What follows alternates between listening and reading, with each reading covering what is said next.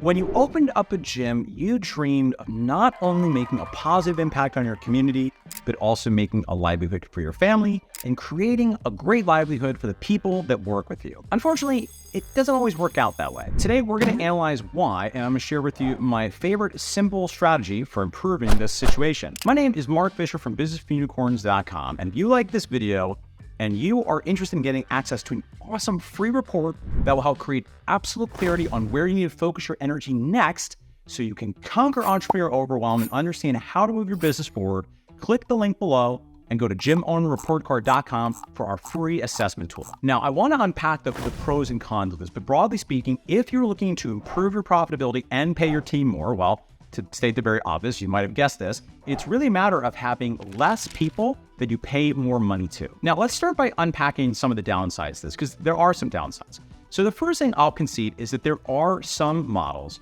particularly if you're offering, let's say, a larger group class model where you only really need 35 to 40 hours per week. Let's say you're a younger trainer and or someone that just loves working tons of hours on the floor. Well, frankly, this could be a great way to go. It can be very lucrative if you love being on the floor a lot. It's not my favorite move, and the reason is because on this channel, we are focused on optimizing for personal freedom for the owner, and by definition, you don't have a lot of freedom if you're mostly on the floor and you only have a handful of part-timers. It's going to be hard for you to go away on vacation. Another admitted downside of having less people being paid more is, of course, you're going to have less flexibility, and I mean that in two ways. First of all, if and when your staff needs time off, there's just not as many other people that can pick up sessions. Now, I don't think this is that big of a deal. And even if you have a small staff of you and maybe 2 trainers, usually you can get that worked out. If you need to even cancel a session here or there, you can probably get away with it. Related to that, another way which you have less flexibility is if you do decide to trim the schedule, which hopefully is not going to happen, but sometimes you all like to overschedule, and then Daddy Mark has to come in and give you the smackdown. So let's say you're overscheduled, you need to trim things. Well, if you have part-timers that are working maybe a couple hours per week, they might be bummed, but if it's not their primary source of income, it's less of an issue. So admittedly, the responsibility you have with more people doing super part-time hours is a little bit lower, but overall, it's not my favorite strategy if you want actual freedom and if you want to create livelihood for other people. Because by definition, this isn't to say that part-timers can't be amazing and serve a role, but it's just very hard to really train, lead, manage, hold accountable people that have another full-time job and are only there on Saturday morning or Tuesday evenings at 6:30. Furthermore, if you're giving people full-time jobs, then in some ways you actually do have more flexibility because you're not trying to constantly work around a full-time job or other part-time gigs. Now I want to unpack some of the things that get in the way of us moving towards what I would say is this better position, because I think there are a couple of chasms one needs to cross. One of them might be that in practice, if you build your business around yourself with a couple of part-timers, those individuals may not be the exact candidate that you're looking to bring on full-time for any number of reasons. Well, if that's your issue, great news, I have a video for you. Check out my video in the description box below where I cover 15 ways to find great staff. But let's say you do have someone you're really excited to bring on full-time and you think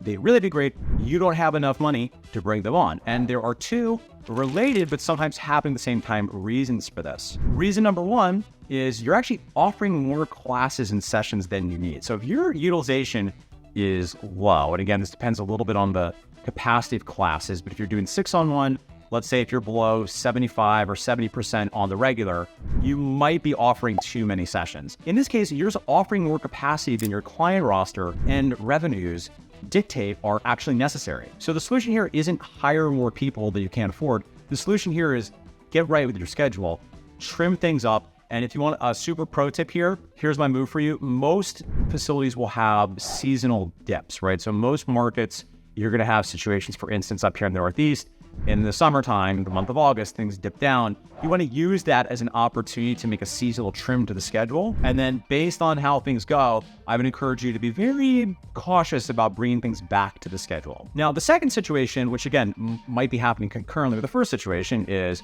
actually have great utilization and people are using the sessions and you're jam-packed and you still can't afford to hire somebody else to come in. Well, that suggests that people aren't paying enough money. All of these points aside, again, I can see there's still a chasm here, and you might need to go through a period where you are temporarily making less money and freeing up time, right? You're trading that money you were getting exchanged for more freedom and bring on somebody because you've got to pay them enough to make it a full-time job that's worth their while, but you're choosing to really invest in them and you're investing in the future of your business. Now, this is gonna work only if you know how to make it rain. So the thing that I see happen sometimes, which is also not ideal, is you don't know how to do any marketing and sales. So you hire this person thinking it's just going to keep growing, and then you don't know what to do to proactively grow your business. Very normal. I'm not laughing at you. I like you a lot. I'm here to help you. So if you're not sure how to proactively grow your business, well, then you can watch the playlist on this here YouTube channel. There are all sorts of videos with very specific tips, tricks, and strategies so that you can actually use this free time now to proactively grow the revenue,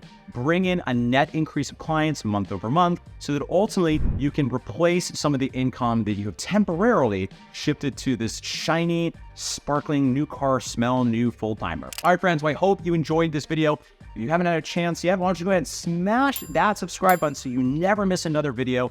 And as always, if you're interested in finding out more about how we help gym owners create more income, more impact, and more personal freedom, you're going to want to head over to businessunicorns.com. I'll see you soon for another video where I'll share more actionable tips, psychological frameworks, and philosophy.